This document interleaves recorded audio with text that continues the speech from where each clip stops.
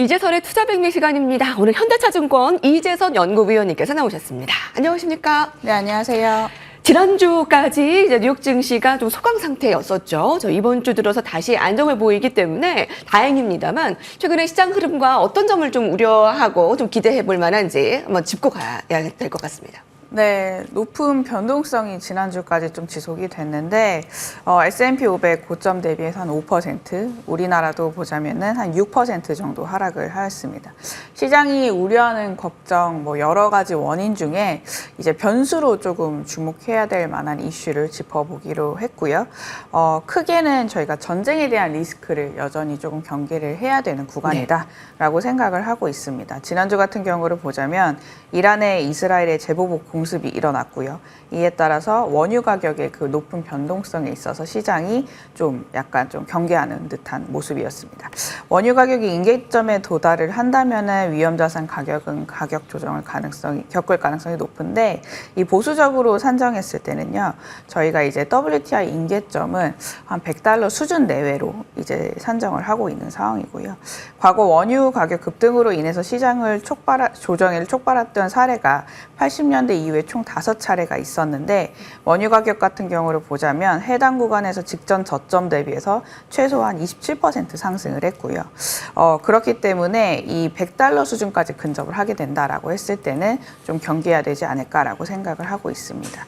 코스피의 1차 조정폭도 임계점에 도달한다면 한 10% 내외 수준일 것 같고요. 다만 이제 원유 가격 같은 경우를 보자면 아직 전쟁의 확산 가능성 그리 높게 사고 있지는 않은 상황입니다. 이란과 이스라엘 양국의 직접적인 공격으로 이어지지 않을 것이라는 관측이 지금 높은 상황이고요. 변동성을 이제 보였던 WTI 움직임도 대부분 되돌려진 가운데 선물 시장의 원유 가격 상승 베팅도 좀 제한적인 상황입니다. 그렇다면 이제 전쟁에 관한 이슈에서 우리가 뭘 모니터링을 해야 되냐라고 봤을 때 이스라엘의 보복 공격 범위와 이란의 호르무즈 해협 봉쇄 가능 여부를 좀 따져야 될 것 같고요.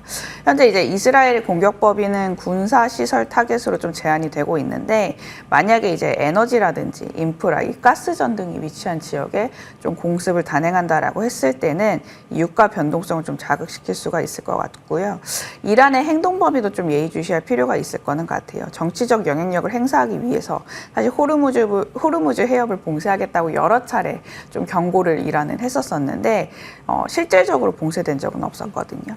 근데 만약에 이제 이 강도 높은 결정, 그러니까 봉쇄를 이제 단행을 한다라고 가정을 했을 때는 이 전쟁에 대한 확전 리스크가 높아질 가능성이 존재를 하기 때문에 이 관련해서 지속적으로 뉴스 모니터링은 필요할 것 같습니다. 네. 고점 대비 S&P 500 지수가 이제 5%가량, 우리 증시가 한 6% 지금 내리는 상황에서의 지금 분석, 높은 변동성에 대해서 체크를 해봤습니다. 자, 조금 더 이제 자세하게 좀 살펴보도록 할까요?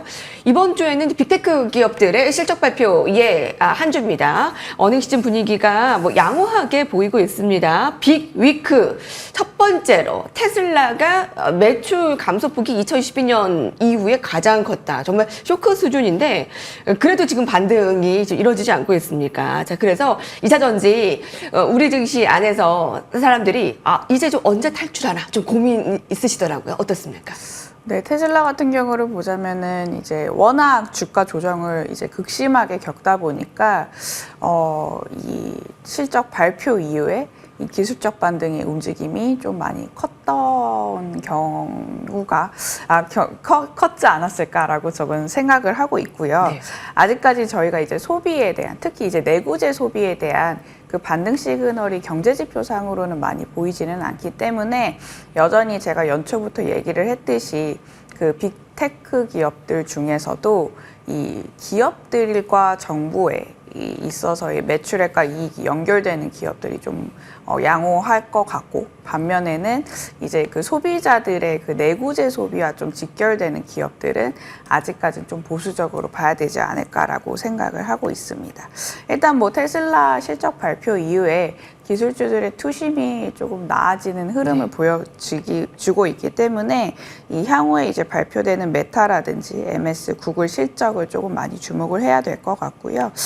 만약에 이 관련된 기업들이 시장 분위기를 전환할 수 있는 그 실적을 발표한다라고 했을 때 저희가 억눌려 있던 나스닥 중심의 그 투심을 조금 더 자극을 할 수 있는 계기가 되지 않을까라고 생각을 하고 있습니다. 그 마이크로 실적에 대해서 조금 살펴보자면 네. 그 코파일럿에 대한 세부적인 숫자가 발표될지 좀 주목을 할 필요가 있을 것 같고요. 이번 이제 저희가 지난 11월에 MS의 그 코파일럿이 출시가 됐었는데 이번 분기에 이제 숫자가 이제 온전하게 반영이 된다라고 합니다. 그리고 또 이제 AI 서비스에 있어서 보자면은 어떻게 보자면 MS는 선두주자 역할을 하고 있기 때문에요. AI 서비스를 또 안정적으로 수익화시킬 수 있을지의 여부에 대해서 시장 참가자들이 좀 주목할 것으로 예상을 하고 있습니다. 네.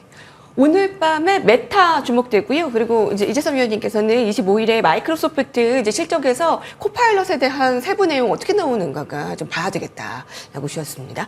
그리고 2차 전지는 조금은 보수적이네요. 여전히. 네, 조금 이제 바뀌면 또 언급을 해드리겠습니다. 오늘 그 미국의 제조업 지표가 나오지 않았습니까? 좀 둔화된 것으로 드러남에 따라서 다시 금리 인하에 대한 기대가 급부상했습니다. 그래서 이제 국채 수익률도 조금 낮춰졌고요.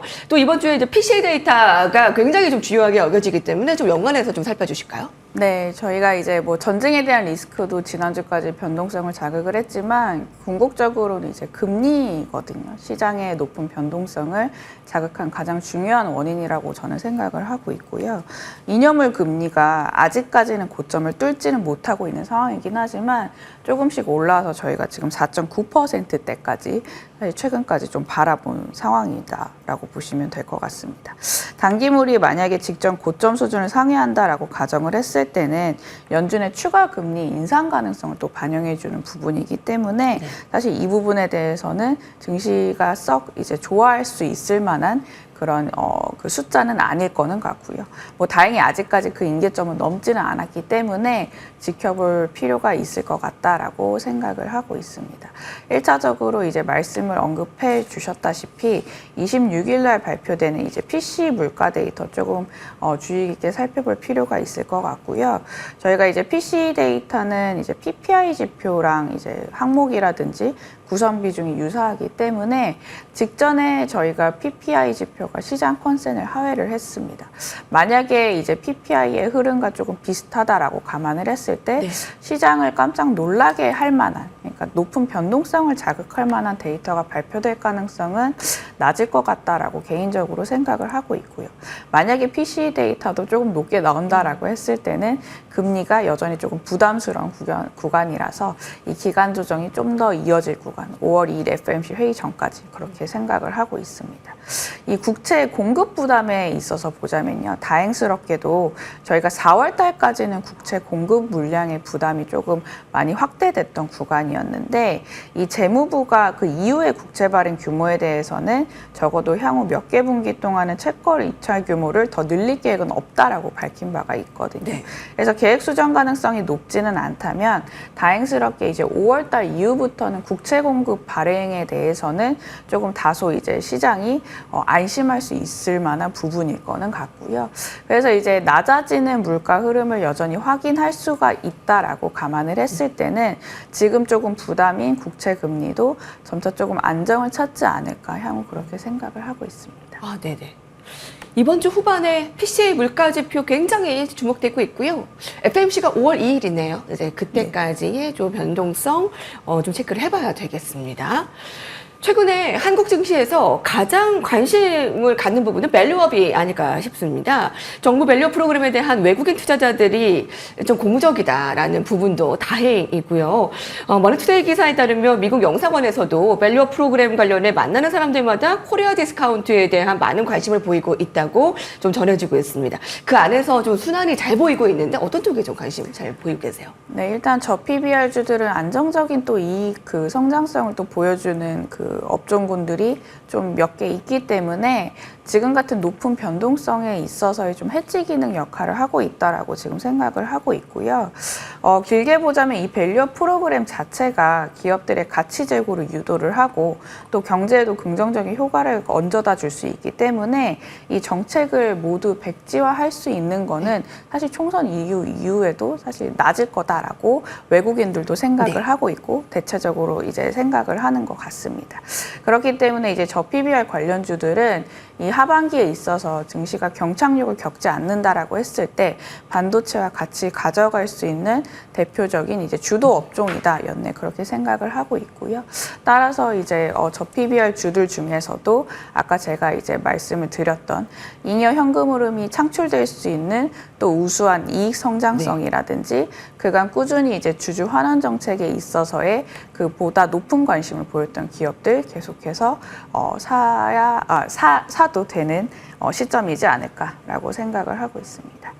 그 안에서 사실 식음료품들 미리 얘기를 해주셔서 많이 이미 올랐고요. 하반기에 봐야 할 대표 업종으로 일단 저 PBR 가지고 가야 된다라고 했습니다. 자, 그럼 마지막으로 이제 업종 좀 전망 전략들 같이 좀 세워주실게요. 네, 지난주 기점으로 저희가 이제 주요 글로벌 증시 모두 단기적으로 과매도권에 위치한 상황이기 때문에 이번 주는 기술적 반등이 일부적 가능하다라고 생각을 하고 있고요.